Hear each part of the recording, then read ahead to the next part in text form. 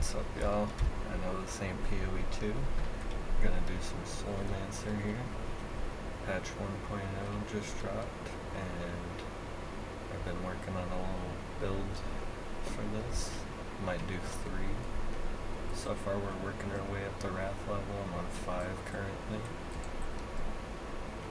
I've been doing other farms as well, but I'm going to show you guys what this looks like here with this, and then we'll get into the details of how the build functions after.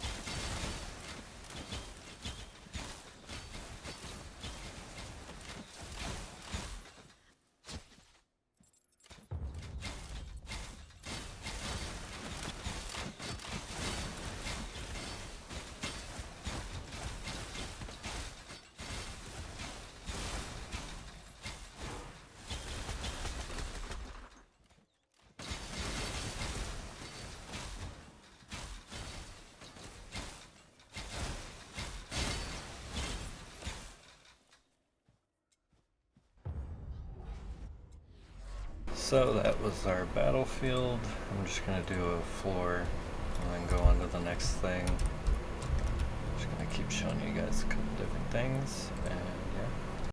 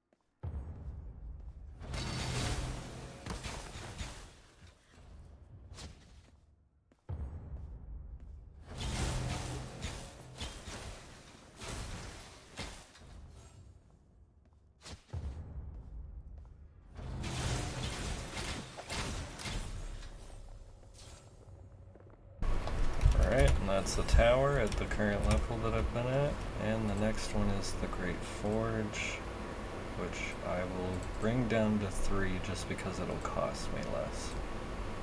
Same basic idea though. Hope you guys enjoy this one. This one's my favorite one to farm, and you'll see why. This is hectic.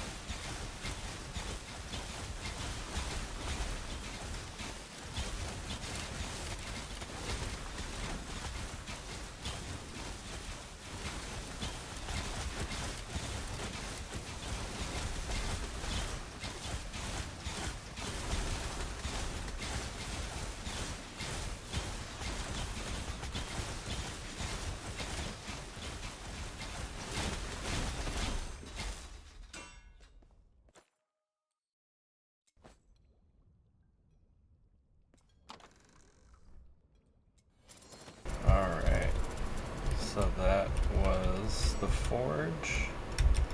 Let's go over our gear, skills, passive tree, and everything like that. So, for progress, this is where we're at currently. Still working on trying to get to part 3. But yeah, you really need this right here. You absolutely need this for this build to function the way it is. And let's start with our skills. Currently working with the Architect of Death. I like the turrets. It's just a bunch of extra skill damage. They last a while because we have a bunch of totem increased effect. Give them fire rate, max life for each active totem. Whenever I kill an enemy with my primary or secondary skills, you have a chance to create a light ballista. We can poison with our arrow shot. Light arrows shot by ballistas within 2 yards from me inherit my projectile modifiers. This includes additional projectiles, fork chance, pierce, rebound, and projectile speed. We scale most of that. Pierce chance, fork chance, rebound chance. We like the fork and rebound in this build. And then we get a little life leech here. Now, I have arrow shot as my secondary skill, but it is our main ability. You'll be spamming this the most. It is using this bouncing arrow for additional rebound chance. Trying to hit the 100% with that. We're currently at 56. And then we go with whenever arrow shot forks, it forks into 5 arrows instead. And then after each rebound, arrow shot's damage is increased by 20%.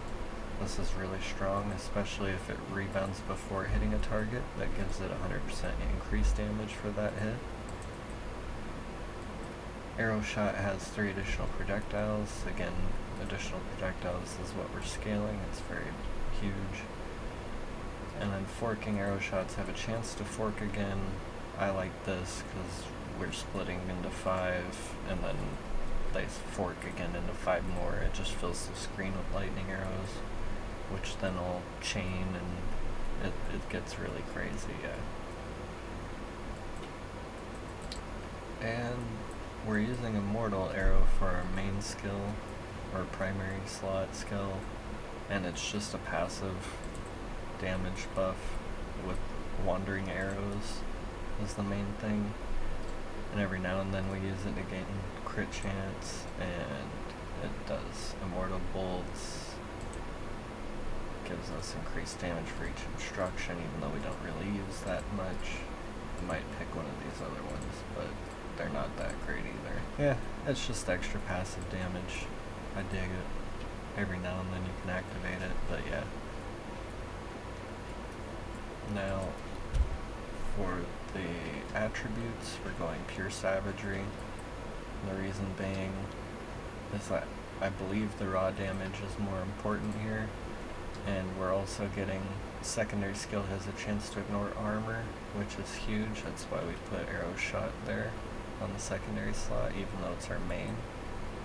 And you just get a bunch of other great damage multipliers here, so no reason not to use it, in my opinion, at least for my current build. You could also go dexterity, it would work well too, but I tested it, you don't get nearly as much damage, so at least with my setup you don't. Let's move on to the Slorm Reaper. We're using the Epic Resounding Drumbow of War. I personally use this for the drum effect. As you can see, it's very powerful. Many different effects, and the reason we're not using the primordial version is because I don't like the malediction it gives. additional projectile stat is reduced to 0. Just feels really bad, and I'm not sure how to negate that at the moment. So we're currently not using that. This just feels and looks way more like powerful. So we went with that. Onto the gear. Our legendaries currently. I like the additional projectile. I believe you can get this on like other items. I'm not sure how that works exactly, but I know you could craft legendary attributes. I found this, so I went with it. I really like it, especially with all the rebounding stuff. Main stats to look for: elemental and raw damage, evasion,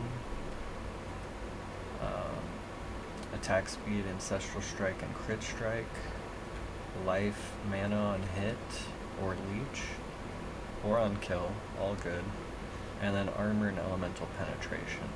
Those are the main stats we're looking for on gear. And our other legendary reduces the skill cooldown time of our skills here, and more so for the first one, which we have a teleport. Our runes is the activation rune of Kori. For after seconds spent in combat, you trigger your effect rune. And I might change that if I could find a better one. We're using the rune of the sharpshooter for our effect rune, gives additional projectiles. And then we're enhancing the effect with the rune of Hagen enhancement rune. Just seems very good. Again, I want a better activation, but still farming and stuff. Our current ultimatum is mana regeneration. I personally like this one, because then you can just get rid of it on all your gear and go for other stuff. Other people really like experience gain. But yeah, I need to unlock the others to really decide. I'm probably going to go with something else though, once I unlock it. And then you'll want to get mana regen back in your gear somewhere, or a ton of mana on hit. We're going to move on to our ancestral skills. And this one is the most important. Regenerative strikes, gives life and mana on hit and a percentage. Very strong. And then once you get the final 4, you're going to want to go down for the electric overcharge and start maxing that up. That is what gives us elemental damage and where you'll want to start scaling it. And you also get this 5-yard blink. It's been very good for me. I really like it. You also get ancestral strikes that cause lightning bolts, which seems very strong. I'm adding as many points as possible into everything for granted elemental damage. The same thing goes for your skills. So that's why you have points in other ones, as you can see. And you can also test points into other stuff, but yeah. You can always get all that Slorm back for free, doesn't really matter. Here's where I'm at currently in the game, in case anyone's wondering. We're only playing the Huntress for now. I do plan on doing the other 2. If you like this build, please let me know by liking the video and subscribing to the channel if you want to see more. I do other build showcase stuff. I just try to theory craft and come up with cool concepts that other people can then take and use as their own, and maybe even improve. Like, I never think any of my builds are perfect, so definitely room for improvement. And yeah, hopefully you guys have fun with it. I will be back to PoE 2 content soon. I'm still trying to get my final citadel for the Grenadier Titan build, and then I'll be making that build guide after I have the clips I need for the boss kills. If I can't get it very soon, I plan to just buy it and do the final fight just to showcase that it can handle all of it. But yeah, thanks for watching. Have a good one, guys.